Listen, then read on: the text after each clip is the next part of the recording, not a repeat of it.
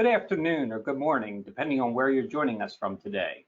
Welcome to today's webinar, Evaluating Your Agency's IT Provider.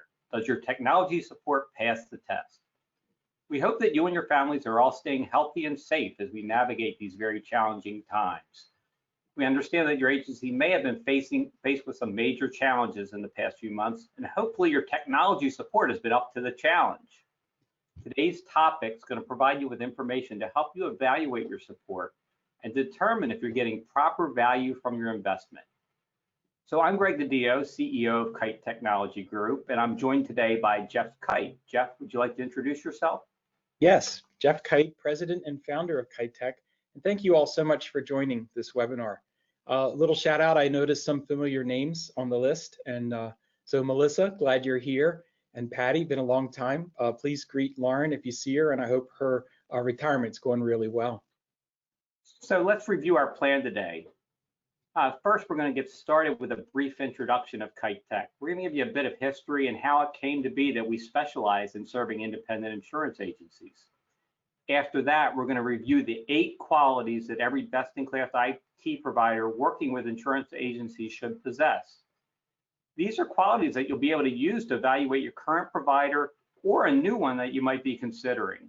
We're also going to talk a bit about how Kite Tech addresses these qualities and what may make our approach different.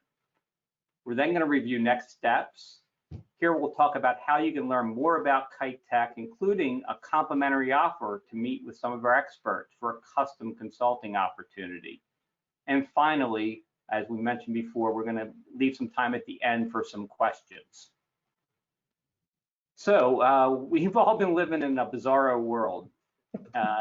It's been about 3 months with just about our entire team working from home.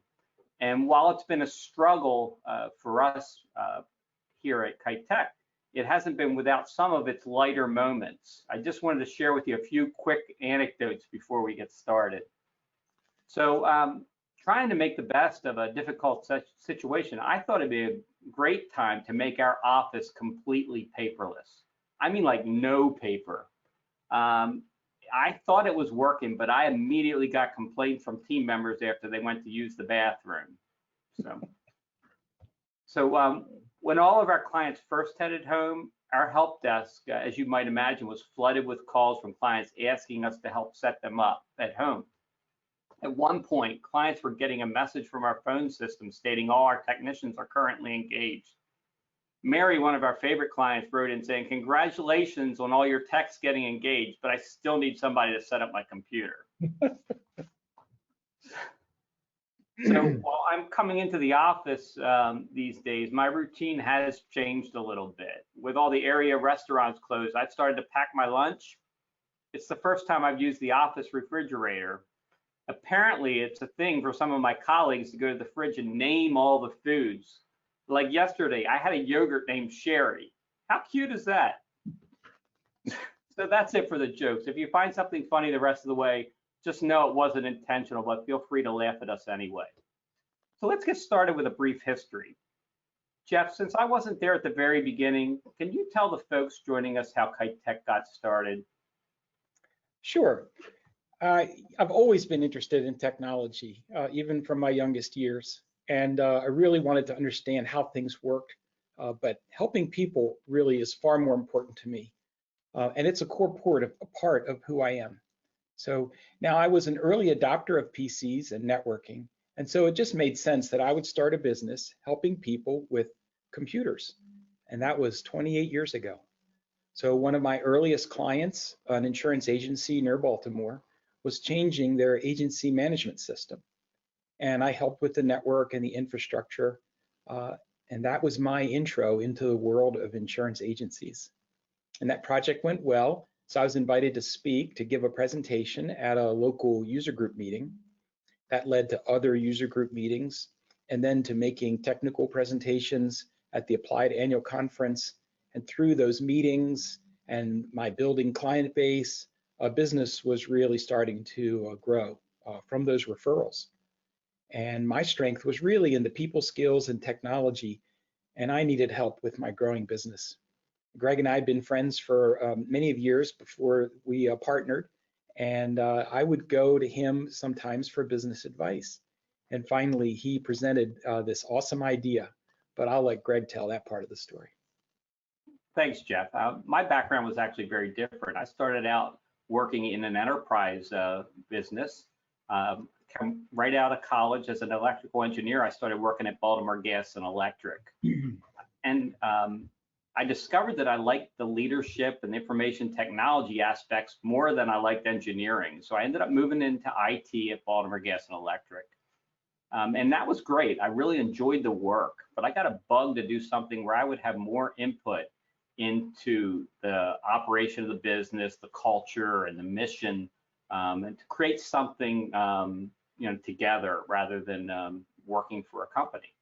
Jeff was a friend of mine for several years, as he mentioned, and we had very similar values. So cared a lot about people, wanted to create an environment that represented our shared values, and kind of propagated that to others in our staff. We also have very different skills. Jeff's much more outgoing, he's relational, he's spontaneous. I'm more strategic, more careful, detailed, process-driven. Yep. So in 2005, we decided to combine our talents under the name Kite Technology Group. In those early years, we learned by trial and error. We were just getting our bearings in 2008 when the Great Recession hit. At the time, it was called the worst recession since the Great Depression, but we're kind of giving that a run for its money right now. We grew then, and we grew through that and after that. And we kind of re-engaged recognized the real benefit of working with independent insurance agencies. While we'd always been doing it, we re-engaged and added technically competent staff with agency experience. So that kind of brings us to today. Today, Kite Tech has grown to include 35 team members. We're proud to serve more than 3,000 users across the United States. On this slide, you'll see some of the services that we provide, and we'll go into a little bit of additional detail on these as we go through the presentation today. So our presentation today is 8 qualities of best-in-class IT providers. For many years, Jeff and I have been observers of what really competent IT support looks like. We've had the good fortune to work with top-notch peers, hear from industry experts, and just observe how others do things well. And from that, we were able to boil it down to really 8 qualities that the best-in-class IT providers possess. Jeff, you want to get us started sharing the first quality? Yes, let's get started with quality number 1. Best-in-class IT providers start with why. Now that may be a familiar phrase for some of you. Simon Sinek popularized that with a book and a TED Talk, a lot of speaking engagements. And I know a lot of businesses have used that simple phrase to really dig in and discover who they are at their core. And it shows up in IT as well. In the IT world, what we want to do is consider the foundation of who the service provider is. What's their motivation? What's their core passion? What drives them? And how does that actually show up, right? And is it just the money, or do they really care more about the people they serve? Here's another perspective on why, a quote from Steve Jobs. It's really hard to design products by focus groups. A lot of times, people don't know what they want until you show it to them, or I'll rephrase that, until they experience it.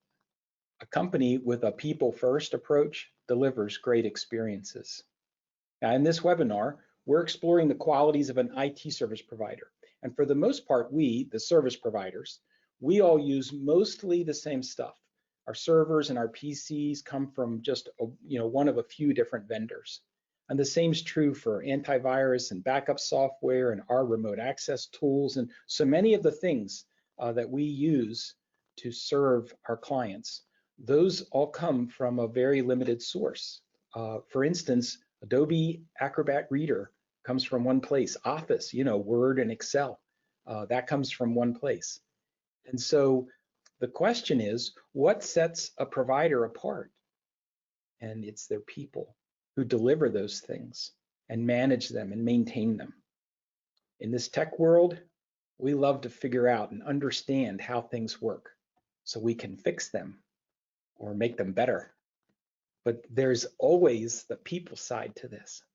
Service providers need to be socially aware of the impact on others from the work that's being done. When a problem is being solved or something new is being implemented, how is that presented to the users? And how are they impacted? How are they affected? I'll give you a quick example. Way back in the early days of the business, I was doing network cabling. And I remember this, climbing a ladder to open a ceiling tile and realizing there was a desk underneath that ceiling tile, and realizing I better pay attention to, like, is there a coffee mug on the desk? And so just being aware of that personal space, it's just how I'm wired. So sometimes we're called on to go the extra mile. And the recent events of getting people working from home, Greg mentioned, it's a good Kite Tech example. In March, we helped over 1,000 people get set up to work from home. And this was a tidal wave of requests in a short period of time. And our focus was get it done. A little later, I'll share some of the comments that we received directly from users about our people first approach. Thanks, Jeff. You know, starting with why is an excellent segue to our second quality. Our second quality is best-in-class IT providers have a cloud-first, mobile-first strategy. And when you think about the question of, well, why, this pandemic has answered the why question in a really profound way, and it's done it lightning fast. So way back at the beginning of the last century, Vladimir Lenin, the Russian revolutionary, who just about everything he says I disagree with, said one thing that was really profound. He said there are decades where nothing happens, and then there are weeks where decades happen. This spring, we went through a period of weeks where decades happened, where just in a few weeks, life changed in very profound ways and in irretrievable ways. So right now, we've got to a position where everyone understands much more clearly why cloud first, mobile first is a necessity. It's changed the way we do business in a way that for those that were prepared, it helped them immediately to already be in a cloud first, mobile first world. And for those that weren't, they kind of saw the purpose of it right away. Right. Because cloud first and mobile first facilitates working from home, moving around flexibly. It facilitates the potential to not be tied to a headquarters at all. So in a little broader sense, geography becomes less important. It becomes less important for where the computer infrastructure is. It doesn't matter whether it's in a server room or in the cloud somewhere. And it becomes less important where the people are in a cloud first, mobile first environment. People can do many of the things that you're doing from home right now, in many cases, are the same things you could have been doing at the office.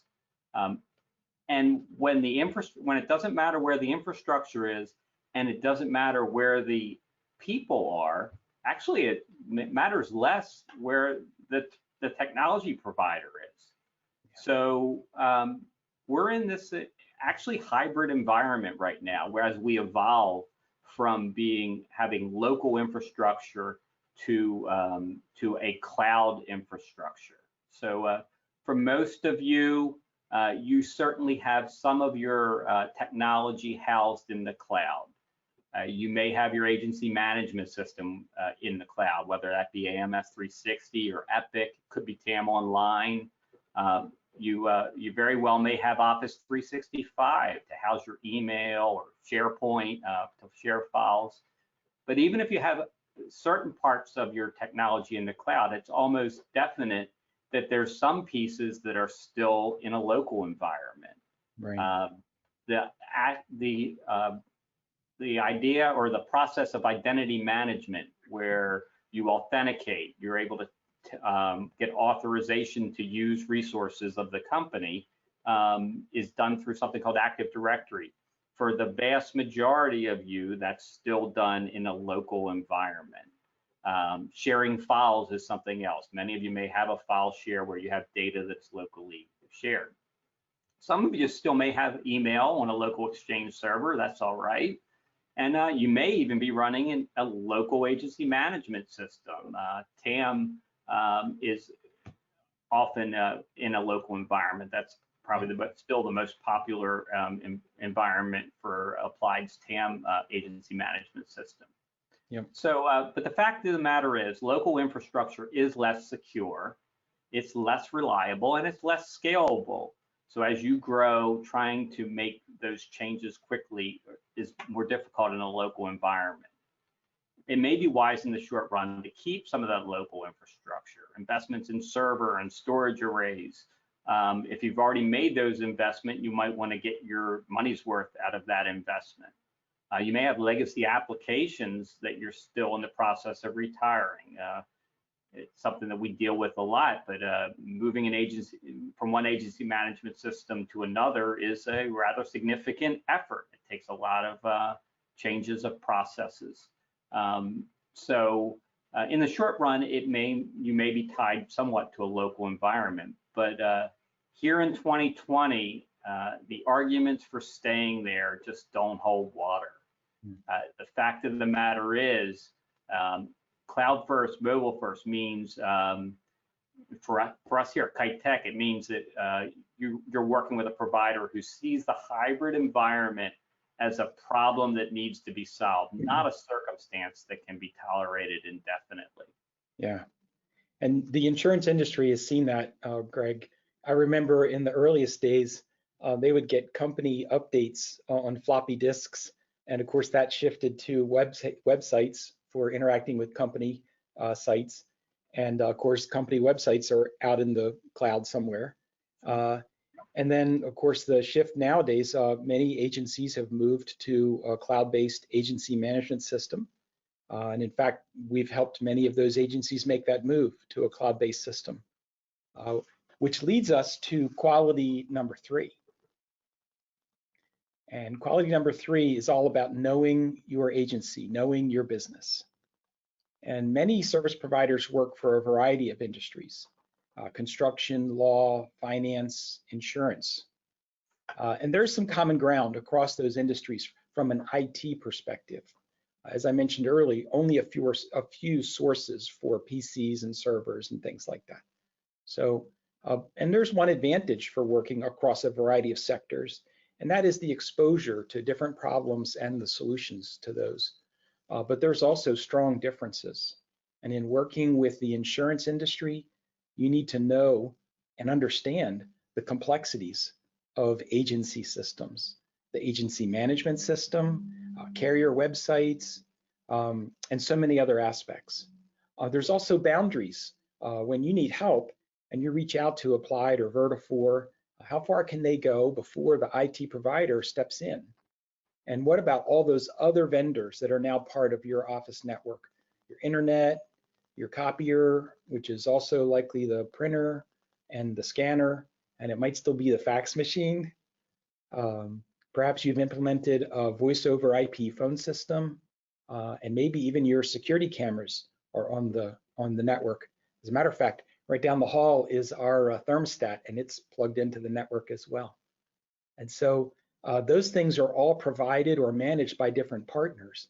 And the IT service provider needs to collaborate with those partners to eliminate finger pointing and instead call on those partners as a part of the process of finding and solving. At Kite Tech, we specialize in insurance.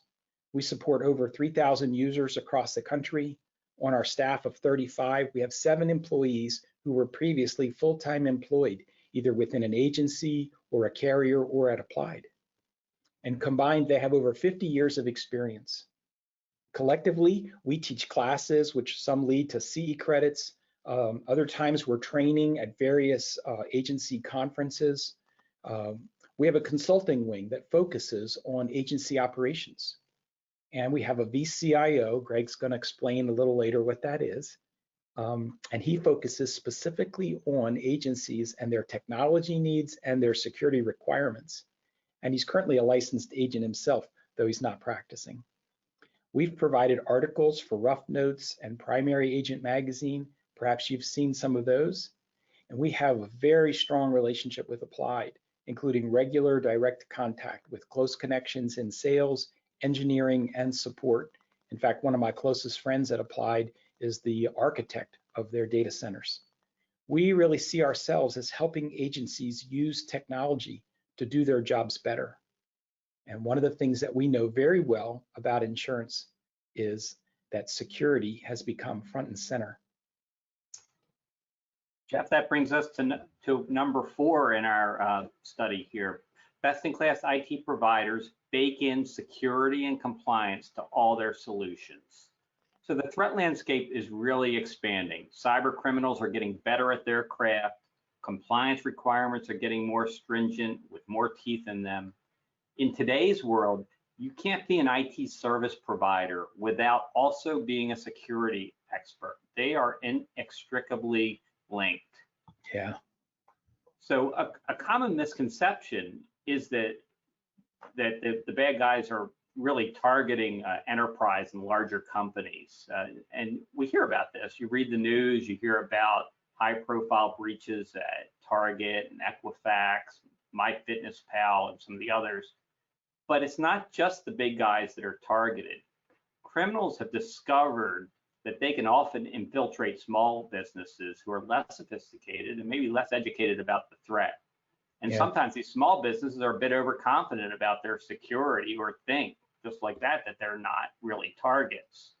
So you can see here, there's an article on the left side of this slide indicating 46% of SMBs have been targeted by ransomware, and a staggering 73% have paid the ransom. And so while this is a topic for another day, cryptocurrency such as Bitcoin have allowed criminals to get paid completely anonymously. It makes it virtually impossible for them to be caught and their assets frozen because the money is in it's just not traceable now with the advent of cryptocurrency. So on the right side, here's a headline indicating that cyber attack incidents now cost an average of $200,000 for small businesses that have been victimized. So this calculation includes the ransoms as well as the lost productivity of your staff and the cost to recover your data and your systems. What it doesn't include is the cost to your reputation. Yeah. So while you and your technology provider are scrambling to get things working again, your customers aren't being served, and the breach may require you to inform your customers that you lost their data or allowed it to get in the wrong hands. So any provider you work with has to understand your systems and the risks associated with your business. So the threat's growing exponentially. Here's a chart. It's of the FBI's Internet Crime Complaint Center. It's by no means complete because few companies actually do report their breaches to the FBI.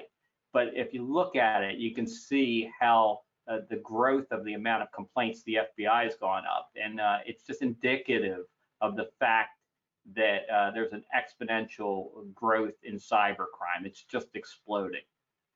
So our experience with agencies gives us a leg up in understanding their risks and how to mitigate them. And it also helps that we can communicate risks and mitigation strategies with agencies because we understand the agency mentality as well. Your business model is fundamentally about risk management as well. So, naturally, part of that mitigation is cyber insurance, cyber liability insurance. It's got to be part of your approach. We don't sell it. We can give you an idea about what you might want to look for in coverages, and it's certainly part of the process. Insurance can help make you whole economically, but it can't get back your reputation. So it's really important to have processes for protecting against security threats. It's a moving target, the threat. As threats get more sophisticated and destructive, a provider needs to constantly have their ear to the ground. If they don't, they're going to get caught unprepared. So the items on the left side of this slide are talking about some of the things that hopefully your IT provider is already doing. These are the kinds of things that should be offered and should have been offered for a long time. They include firewall management. This is starting at the entry point to your business, making sure that threats are being, the bad stuff is being kept out.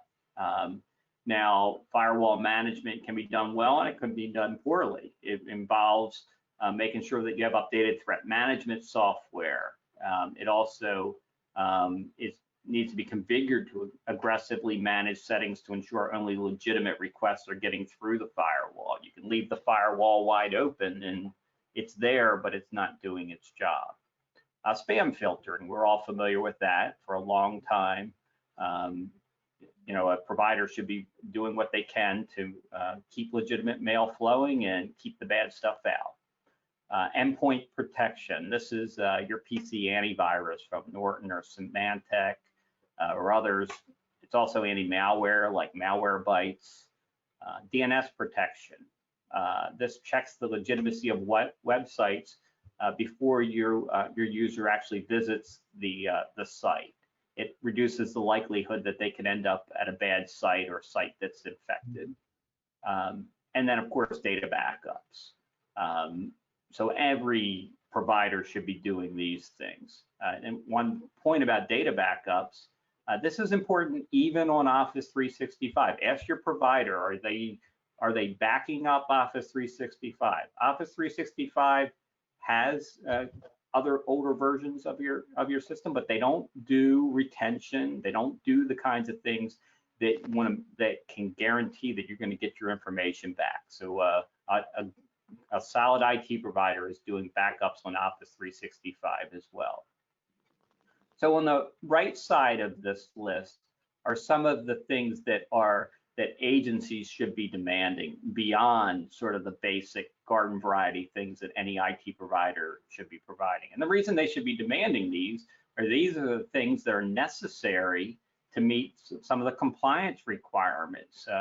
New York's DFS regulations, 23 NYCRR, that's been out for about 3 or 4 years now, will require some of the things that are on this side. And there's other compliance requirements. NAIC would tell you need some of these things as well. So the top of the list is security awareness training. The fact of the matter is no provider can keep you safe if you let the criminals in. So it is a shared responsibility. We need to work together to keep your environments safe. So at Kite, we actually require education of our users. We require that we provide security awareness training in the form of videos. We test them regularly with phishing emails that are designed to help identify if a user can't tell a legitimate message from a problem message. And we can report to you those users who flunked the test and then recommend some additional training as a result. So protecting your data and systems, as I mentioned, has to be a shared responsibility. If a provider tells you that they can keep you safe without your involvement and educating your users, I would stay away, because you cannot be kept safe without it being a shared responsibility, without your users working together, making sure that they're using wise practices to stay safe. So multi-factor authentication is another. Where do you use multi-factor authentication? The short answer is anywhere it's offered, you ought to take advantage of that.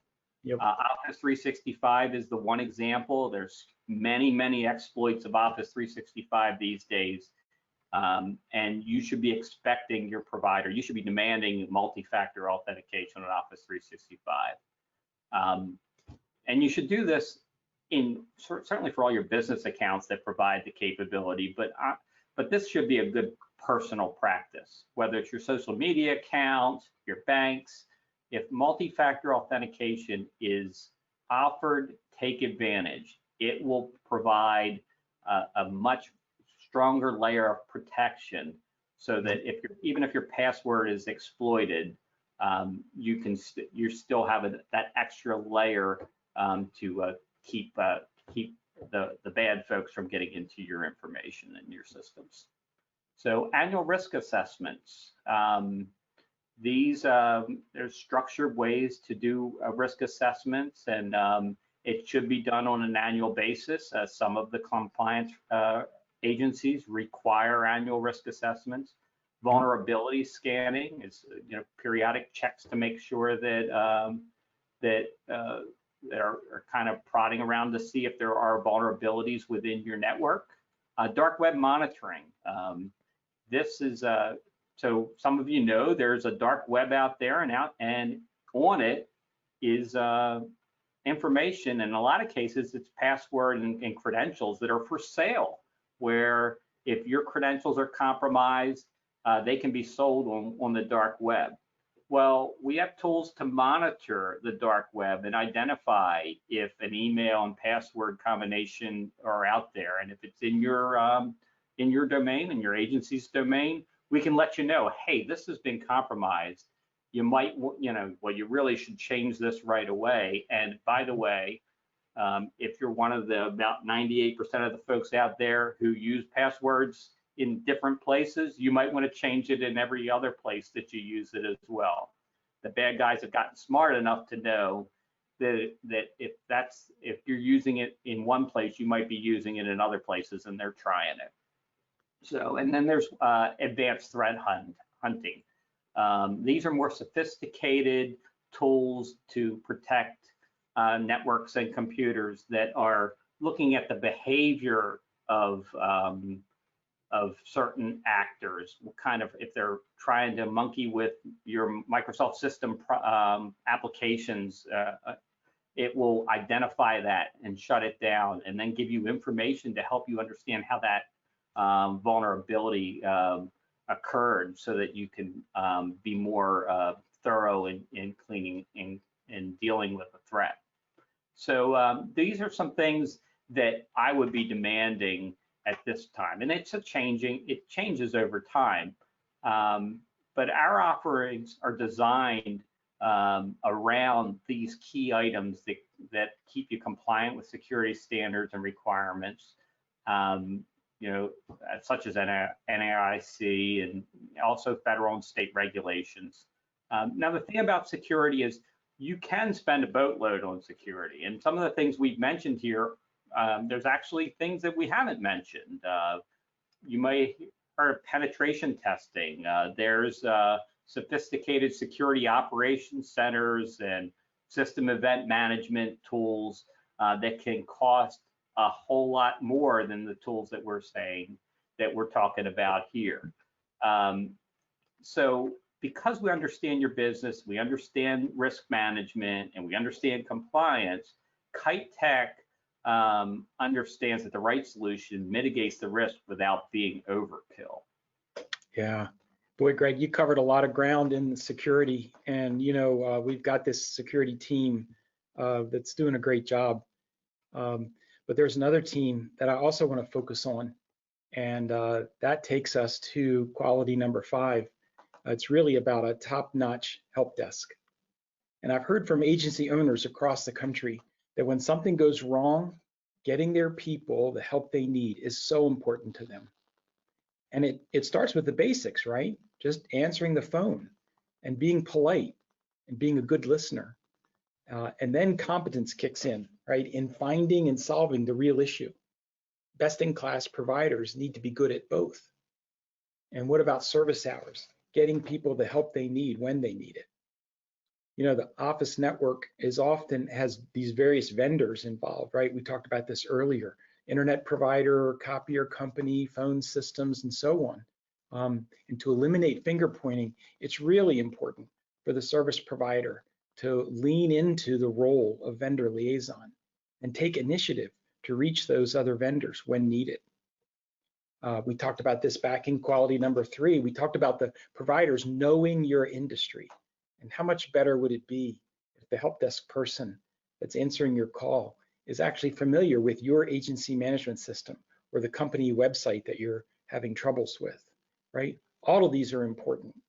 At Kite Tech, we have tuned our hiring process to find these rare gems, these men and women that are technology strong and hungry to learn more, but also strong in their people skills, like listening and caring and coming across that way. We use a lot of metrics in our business so we can measure things that matter to us and to you, things like hold times and ticket volume and so on. We regularly meet and evaluate these metrics as a part of consistently improving our business. One of our metric systems is our Smileback system. And it provides us direct feedback from the people we serve. At the end of each service request, we send a closure email. We ask for some feedback in the form of 3 smiley faces, green, yellow, or red. And they just need to click on one of those smileys. We get an amazing amount of feedback. And while most of it's very good, we also hear when we're off the mark. And for us, those are training opportunities. We reach back to learn what went wrong and try to make it right. On this slide, you can see over 1,800 reviews came in the past 90 days. Over 98% were green, and many included comments. I'm going to read you a few examples. Today, I had the pleasure to work with David. What a wonderful experience. He was knowledgeable, efficient, and friendly. And another one. Rebecca was very knowledgeable and had the problem fixed in no time. And one more. Gary fixed the issue promptly, as usual. And this one came in just this morning. I had to include this. Technology can be such a hassle, but every experience I have with Kite is nothing short of pleasurable. My issue was resolved quickly, and I was able to get back to work in no time. Thanks, Adam and Rebecca. And there are many examples like these of how our staff cared for the people they are serving. Jeff, I love hearing those kind of comments. And yeah, that's great. I love having our techs help serve our clients. But you know, as much as we like to solve their problems, we prefer to help them avoid the problems to begin with. Yeah. So that's part of planning and doing all the proactive things that are necessary to keep a system running smoothly before a problem occurs. And so some of that planning and that preparation leads us right into our next quality. So best-in-class providers have high operational maturity. Now, what do I mean by that? What's high operational maturity? Well, let me kind of contrast it with what low operational maturity is. So a low operational maturity company, maybe you work with one of these companies. Hopefully you don't work for one now. A low operational maturity company operates by the seat of their pants. Everything's an emergency. There's no plan, there's no process, there's no documentation or standards. And honestly, Kite Tech back in the day used to operate this way. I think most startups do. You know, when you have just a couple people in your organization and you're wearing many hats, you kind of just brute force go through things. What we would call it is working by muscle and feel. So you improvise, you make things up as you go along. The problem is that when you operate this way, there's no consistency in the delivery of the service and the experience that your customers have. So high operational maturity IT providers have documented procedures. They have standards for the products and the services they deploy. They have metrics for measuring service and client satisfaction, as Jeff was just talking about in our last quality there. And they have management systems for making sure they're staying on track with their goals and forecasts. And honestly, these are all the same things that a high operational maturity agency would have. Planning and scheduling and measuring. The result of high operational maturity is a more consistent result and it's also the ability to grow the business and your operation in a reasonable manner without breaking the systems. Once you have things under control and you're operational mature, you can start to grow that without it kind of breaking down. So you might wonder, how does an IT provider go about obtaining high operational maturity? Well, it's the same way that agencies become operationally mature. You stay in touch with industry knowledge by reading journals, attending conferences, and joining associations. Many of you benchmark your key metrics in terms of sales and financial performance and customer service using experts such as Reagan Consulting. You may even be part of a peer group that someone, through someone like Marshberry, where you compare your processes and performances to other agencies that are similar to you. Hopefully not in places where they're direct competitors to you as well. So we do the same. We attend conferences. We subscribe to industry standard processes for measuring client satisfaction and financial performance. And we're also part of a national peer group of IT service providers. It allows us to share best practices, borrow each other's research and development into products and services, and determine the best way to serve clients. It's important to note that not all IT providers share information and have their finger on the pulse of what's going on in their very own industry. So low maturity IT providers, probably not a lot different than low maturity agencies, have their head down running so hard they forget to look up and see the forest for the trees. So while it's not always the case, maturity often correlates with size. Larger IT providers, like larger agencies, allow different people and different expertise to form in different roles. Yeah. The smaller provider doesn't have the opportunity to do that, to have different people with different strengths, don't have time to step back and investigate better ways to do things because they're too busy putting out fires. Yeah. So one way to gauge the operational maturity of a provider is to observe their process for getting to know you and onboarding you as a client. And so some providers will rush right in, they'll sign you up without truly understanding your needs or your current technology.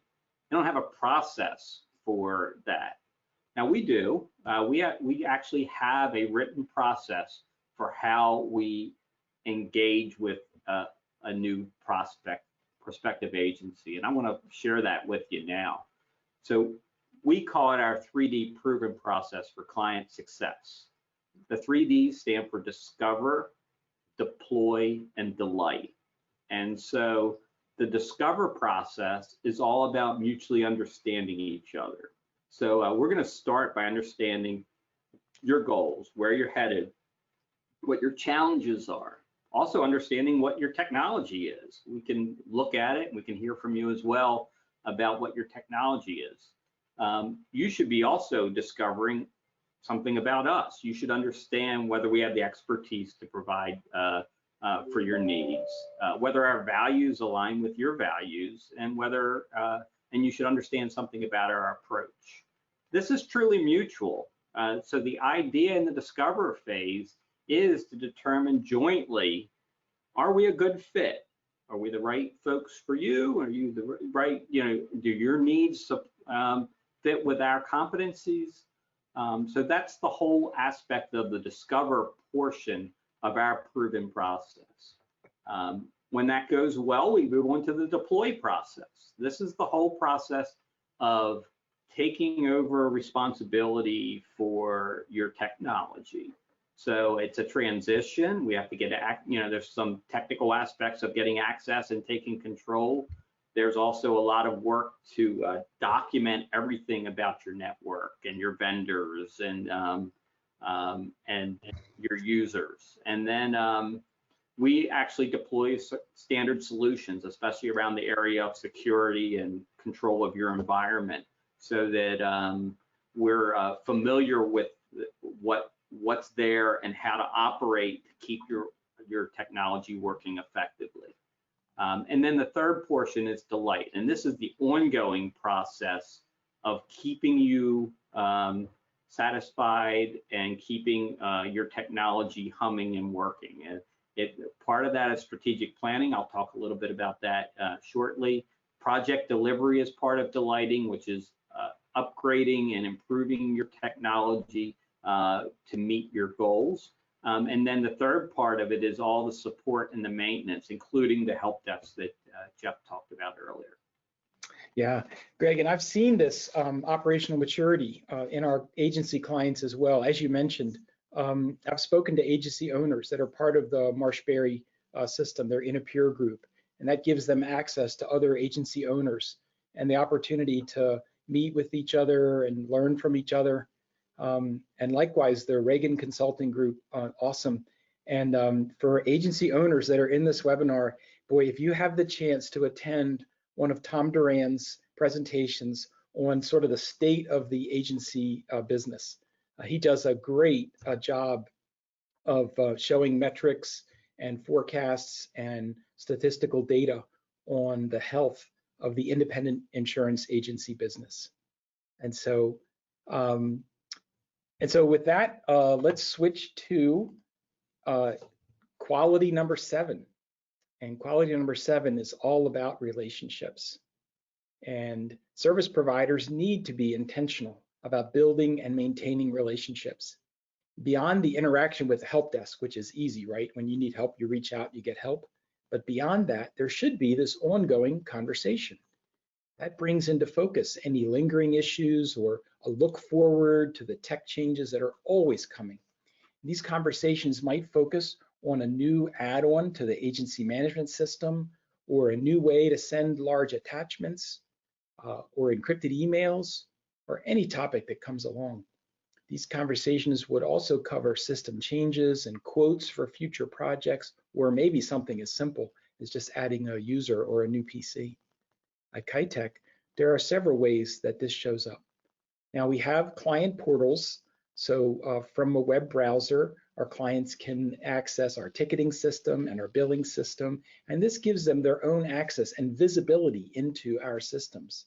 But remember, at people first approach. So we also assign a specific account manager to handle the business relationship. And that would include periodic business reviews that cover reports out of that ticketing portal that we mentioned. It helps to look back and see what has happened or what was supposed to happen. It also helps with looking forward to things that are planned, a part of that strategic plan, and where the business is going and what the business goals are and how technology is going to be a part of that. We also assign an account engineer for each agency, and that engineer becomes familiar with the specifics of your agency and provides escalation services when an issue in the help desk needs their special attention. And they also have their eyes on the technology horizon and are involved in developing that future state, that future solution for our agency clients. For us, building and maintaining those relationships leads to our trusted advisor status with our agency clients. Thanks, Jeff. That leads us to our 8th and final quality for a best-in-class IT provider, creating a strategic technology plan. So Stephen Covey, in his landmark book, The 7 Habits of Highly Effective People, had this habit, which was actually the second habit. It was begin with the end in mind. So, and that's part of our strategic planning process. Is we have, it's a shifting ideal, but an ideal of what the end would look like for an ideal agency. And that may change a bit depending on what your goals are for your agency. But irrespective, there needs to be a goal, an understanding of what we're headed for, what we're aiming for. And we start there. We listen to you, understand your strategy and goals to get there, as well as understanding what the technology, where technology is headed. And then we kind of back up to understanding where you are right now. And our strategic plan is the process for helping to incrementally get you from where you are to where you want to go to align your technology with your goals. So strategic planning is a key function, and it's not a function for a technician. So in an enterprise organization, it's the job of what's known as a chief information officer. So this is an officer of the company, a chief information officer, as you may have heard, called a CIO. It's someone who understands technology, but simultaneously understands the industry, the market forces that are impacting the industry, the technology trends in the industry, and also understands the company or the agency that they're working for, the economic realities of what they're able to do. So a CEO brings all those functions to an enterprise business to help lead the technology. Now, for smaller and mid-sized businesses, they usually can't afford that person, and honestly, it's not a full-time job. So it falls to the IT provider to provide some of that strategic planning and direction. IT providers provide what is known as a VCIO, the V standing for virtual. They provide the same services as a CIO, but they do it in a part-time type of responsibility. Now, many IT providers aren't prepared for this responsibility. They cannot have experts available for every vertical market that they work on. They might provide IT for construction and accounting and law and medical and nonprofits as well as insurance. So by virtue of our familiarity with agencies, we can do this for insurance agencies. We know what's going on in the insurance industry.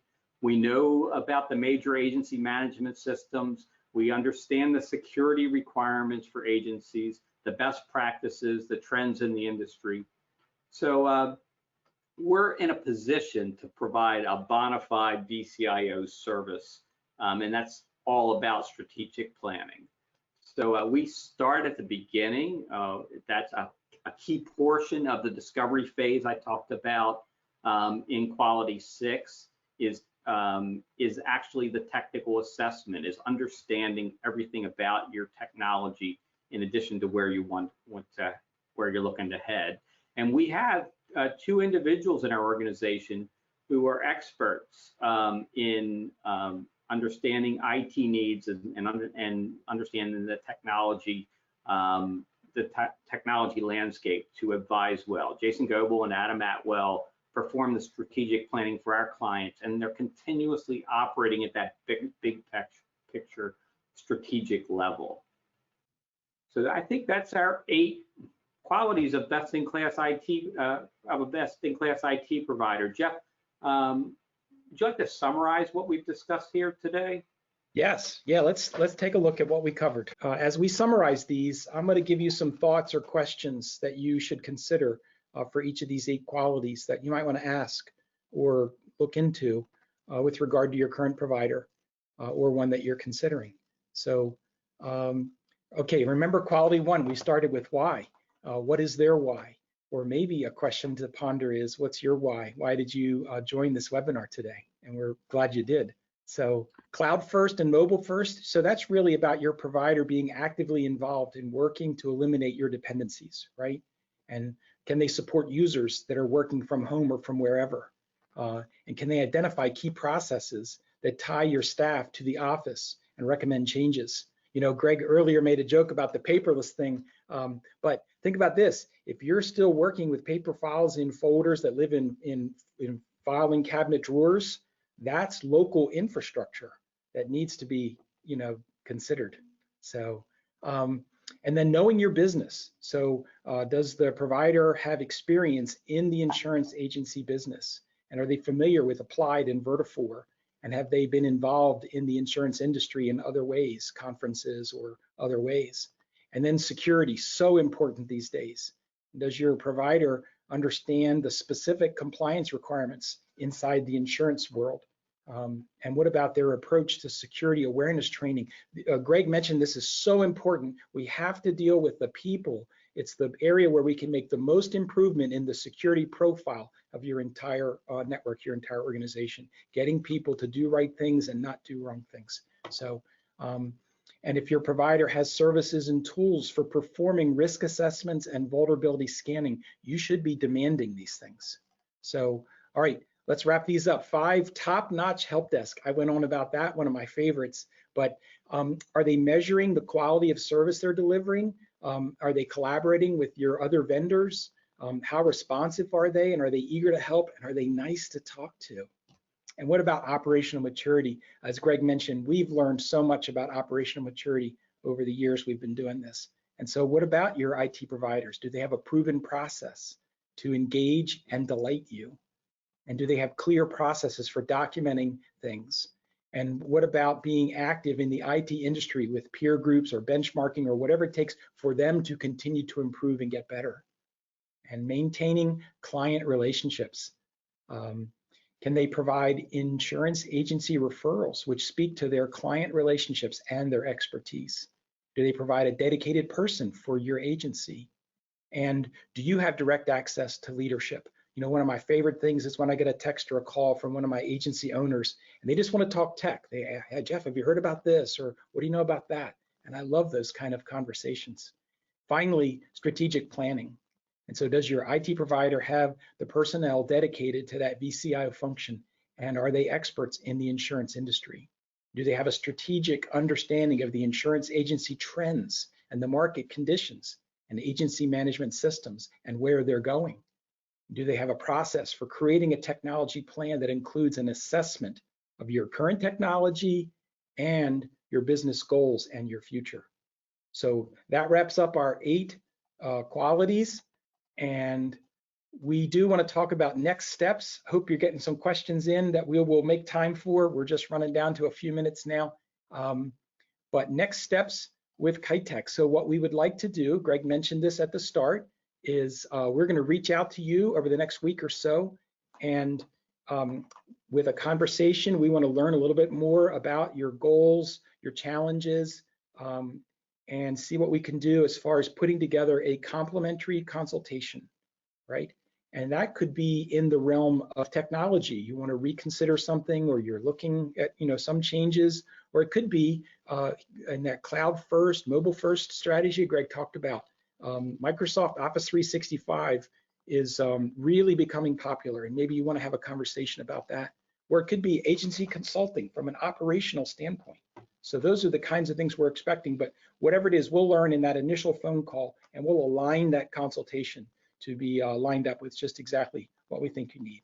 So if you want to get that process started sooner, you can sort of jumpstart the process and just send us a message through the control panel, or send us an email to engage@Kite Tech Group, or call us on the phone. That'd be fine too. So Greg, do we have any questions we want to try and fit in these last few minutes? Yeah, let's be quick. We have 2 questions here. The first one's from Patricia, and Patricia asks, she says, I'm looking for a suggestion. What's the better program when you need to have a virtual meeting with a client? And how do you do video when using a terminal server? Excellent question. So yeah, terminal server has been a widespread solution for a whole lot of years. It always came with some strong advantages, and it came with some limitations. And so audio and video have always been one of the limitations in a terminal server environment. And so that is a bit challenging. There's a lot of platforms out there. Zoom has become incredibly popular. Early on, they had some serious security issues. I know they've been working really hard on those security issues. But with the move to Office 365, or now called Microsoft 365, a lot of people are using Teams. And Teams is an integral part of how Kite Tech does almost everything we do with communicating with employees, with our clients. Those business reviews I mentioned with clients, all of that stuff is being done with Teams. Great. Thanks, Jeff. One more question. This one's for you also. It says, okay, what is most important, having an IT provider close to my office or having insurance expertise? Well, that's a good question. When we started, the clients were close by, and so we'd go visit them and help them that way. And then tools became available that provided for really good remote access directly to the user's PC or to their terminal server. And so we began doing a lot of work remotely. And then as the industry tools got stronger, we really found ourselves doing almost all of our work remotely, and even for clients that are right down the street. So there's still the occasion that you need to be on site. That makes sense.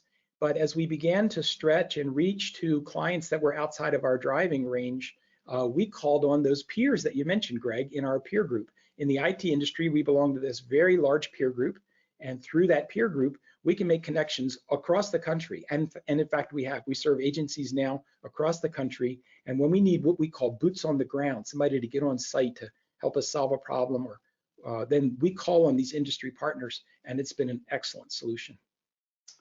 Thanks, Jeff. If you'd like to learn more about Kite Tech's IT and consulting services, you can reach out to us using any of the ways listed here.